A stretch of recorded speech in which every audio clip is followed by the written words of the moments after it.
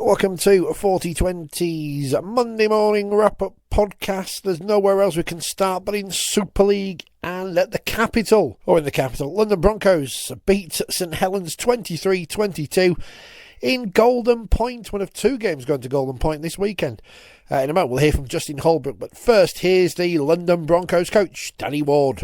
Not good for the nerves, so it was fantastic. A great effort from 1 to 17. The boys absolutely just ripped in for each other today. They're just defending like their lives depended on it, and that's what we need. We've always said we need everyone to be on, and against the quality Saints outfit, you can never write off Saints, can you, as you've seen in the past. So we knew they'd get their say, and the boys just did enough time on. Yeah, we've got a few Scousers in there like Matty G and Fozzie, and Ryan Morgan as well, who was obviously still on a year-long loan. So there were a lot of Saints fans in there as well. But just to win against the quality side and win in the fashion you do, it's a happy dressing room tonight. Danny, you've lost a couple of really tight games recently.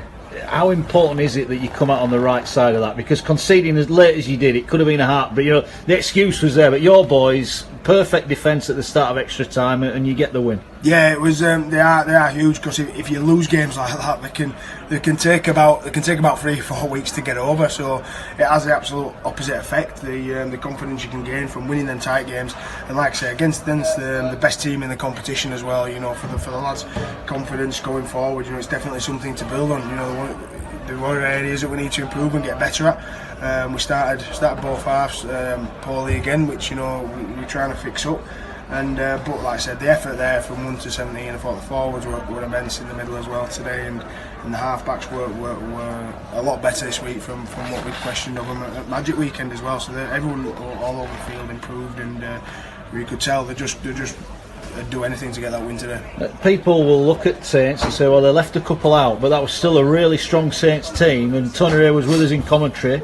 Yeah. No hesitation, the best team has won today. You've outplayed the best team in the competition. Yeah, it's funny, you look at their team sheet and you think, oh well, a few were missing, but then you look at the guns who they're bringing in, and they've got so much quality within the ranks there. So they might have left a few out with a couple of niggles, but they're at the top of the table outfitters and the best team in the competition so far. So I think we just wanted that game today, and we wanted that win, and like I said, I couldn't be prouder of the boys. Everybody's written you off. Before a ball was kicked, everyone had written you off. You'll be back in the Championship in 12 months. This shows everyone, doesn't it? London are alive and kicking, aren't they? Yeah, I think we've showed people throughout the year. No, I think it's not the first time we've shocked teams, and I'm sure it won't be the last. So people write us off. We don't care what said outside these four walls. We know what we're capable of, and again we've come up with a fantastic performance. So definitely want to build them. Disappointed not to win, but obviously a great game of rugby league out there today, and well done to London to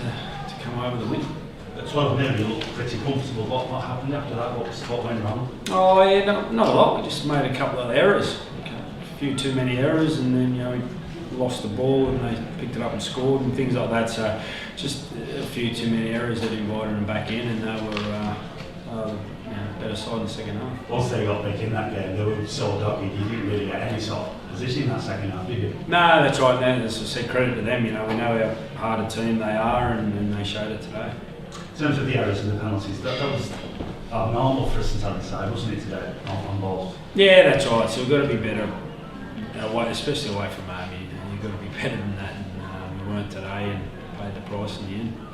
Any complaints with the last try? Because Percy seems to think he called the ball and got it behind the line when he called that ball there. I'm not sure. No, it's too hard to tell. We shouldn't get to that stage anyway. Obviously, you got criticism last year for not resting players.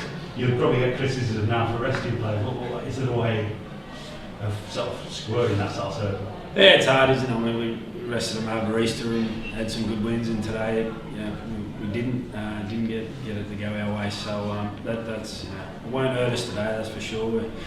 We're in a good spot. We tried hard too. With the amount of things we did wrong today, we could have really struggled, but we got at the golden point. So the effort level was fantastic from a lot of players. So to rest 5 guys, it's always a bit risky, and we fell just short today. Tight game as well at the KC Lightstream. No, it's not called that anymore. It's KC Craven Park. I don't know what it's called. Craven Park. Call it that. Hull KR losing to Wigan 19 points to 18. So Tony Smith not quite getting the new coach bounce on his first game in charge. Let's have a look at the weekend in League One. On the Sunday, Newcastle beat the Crusaders 48-12. It was Whitehaven 32, Coventry 18, Doncaster 31, Oldham 0. Two games on Friday night. West Wales beaten by Workington 58-12, while Hunslet nilled Keighley 34-0. In the Championship, Toronto, they were winners over Swinton in the TV game, running out 34-14 winners in the end, but a valiant effort from the Lions. Nothing else to talk about that game, is there? Similar scoreline for Widnes. They beat Barrow 38-14. It was Sheffield 18, Featherstone 38, Lee 31, Halifax 8, Dewsbury 66, Rochdale 10, and Bradford 16, Batley 0. York were beaten by Toulouse on Saturday in a close game at the Bootham Crescent Stadium, 25-18 to the French side. So the league table at the moment, Toronto top, one defeat, 30 points from their 16. Then it's Toulouse, Featherstone, Lee, York, Sheffield just outside the playoff places with Bradford, Halifax, Batley, Dewsbury, Widnes, Swinton, Barrow and Rochdale at the bottom of the table. The League One table, which is as exciting as you'd expect. Whitehaven top with 17 points, and it's 14 points for Hunslet in second, London Scholars in third, Oldham, Newcastle, Doncaster, Workington, the Crusaders, Coventry, West Wales and Keighley still bottom. Back to Super League then, and there were two games on Saturday. No, there was one game on Saturday, and it saw Warrington beat the Catalan Dragons fairly comfortably. You can't get a read on Catalans, can you, at all?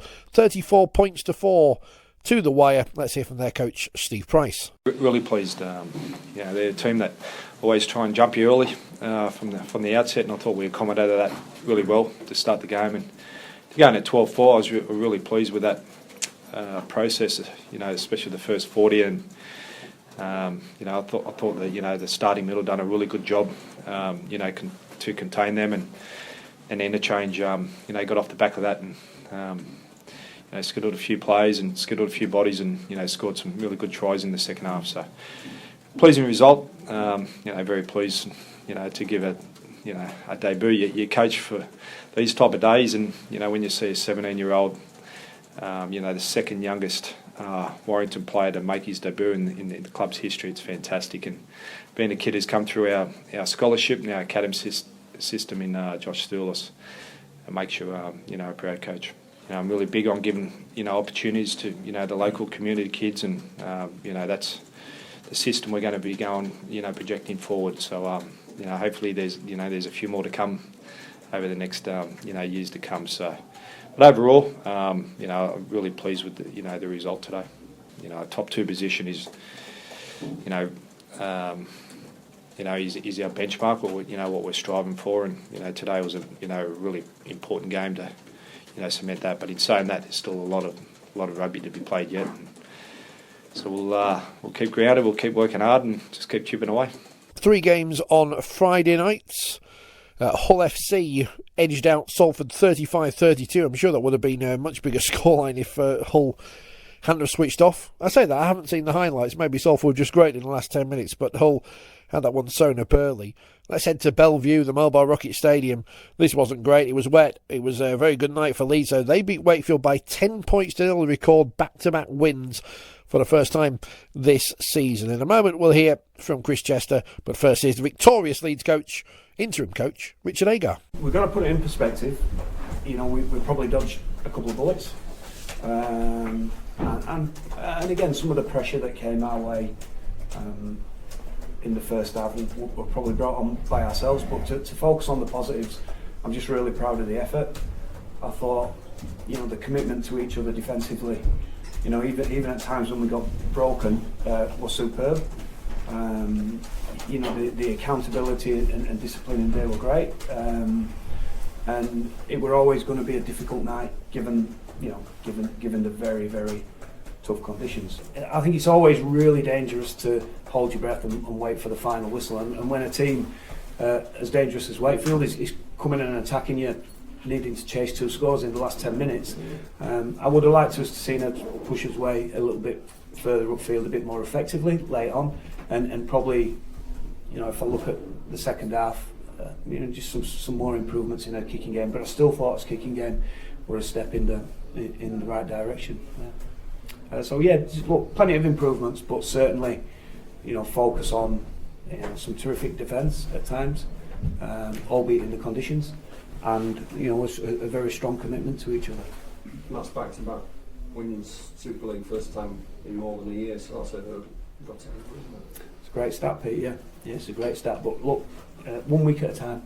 We are looking at the bigger picture in terms of how we operate as a team, but we're very much not looking beyond any sort of run of results. We'll just recover right this weekend and get ready to play what we think is a really tough Wigan team who perhaps haven't had some of the results, but just watching the recent performances, I think are looking very competitive and very strong. So we know we're going to have to play well in that game.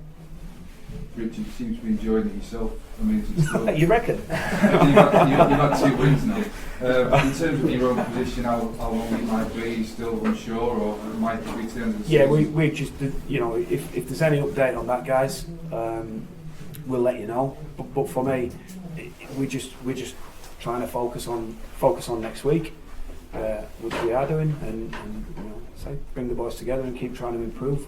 And if there's any news on that score, you guys will be the first to know. But I'm really happy to let the powers that be get on with that, and until otherwise, I'll roll my sleeves up and try and get the best out of this team. We just need a little bit of luck. We just need some guys back out on the training field, and then out on the paddock on the weekends.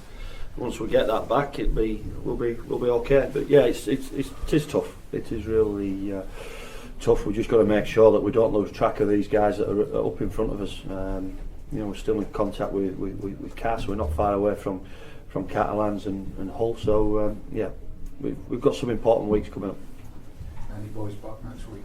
Sorry? Any lads coming back? I'm hoping Dave Fafita. I'm hoping Dave will put his hand up. Again, we can't run at the moment. Potentially Bill Tupu, but Joe Rundle's had a bit of a setback. The surgeon won't let him do any contact until that 9-10 week mark. So we're almost 6 weeks there, even though he's training the house down. And Chubbs is miles off. So yeah. Potentially Dave, but not holding my breath. You're not too concerned then about the run of form at the moment, are you? Oh, of course I'm concerned, because we've was it 3 on the bounce, 4 on the bounce? Yeah, I'm always concerned that we're losing games in the manner we're losing games. But I thought we did some good stuff tonight. I thought we attacked, like I said. I thought we attacked okay, just that final pass. I'd be even more concerned if we weren't creating anything. Again, we are disappointed with the final outcome. Golden point as well at Castleford as they beat Huddersfield 27 points to 26. So 2 golden point games this weekend, and another one decided by a point. An interesting weekend in Super League. Simon Wolford in a moment. Here's the victorious Darryl Powell. They're on a bit of a roll. They've been playing really well, and I watched them absolutely annihilate all in the last game. So the attacking threat is significant. They've got most of the best players out there on the field at the moment. So for us, yeah, it's a big win for us. So it feels pretty important for us character-wise to win that game, and I thought Pete showed a lot of courage really to take that on and struck it really well. So looked like it might go the full 10 minutes, didn't it? He kicked really well, didn't he? Off the kicking tee as well. Yeah, well, he's had a bit of trouble this year, hasn't he, off the kicking tee. I think kickoffs have at times, not been exactly what we wanted them to be. But yeah, he was good today. I thought goal kicking, kickoffs, and then obviously that he had a big hand in the result tonight. So it was great from him, and I think smart from our boys. I think obviously coaches got out there, and I did a few times today saying take the 2, but you can see players let the conditions dictate that you're going to take the 2 points in those conditions, and I thought we did that well. Do we sometimes overplay how teams play? As in, is tonight just all about the result? You dust yourselves down and move on to next week? Yeah. Yeah, well, I think you look in those conditions. I mean, it was tough to play tonight. I think Huddersfield are a really dangerous team. I mean, like I say, they've got their combinations in place, and they're picking the same team every week. So they're a dangerous team. I mean, for us, we're trying to find a bit of a groove, a bit of fluency in the way that we're playing. We haven't been able to do that yet. I don't think we did tonight, although we did some. I thought we did some better things defensively, and with the ball, there are signs, but I just think we look nervous, and we're trying to relieve the nervousness from the players. But it's there for all to see. It's hard to get away from.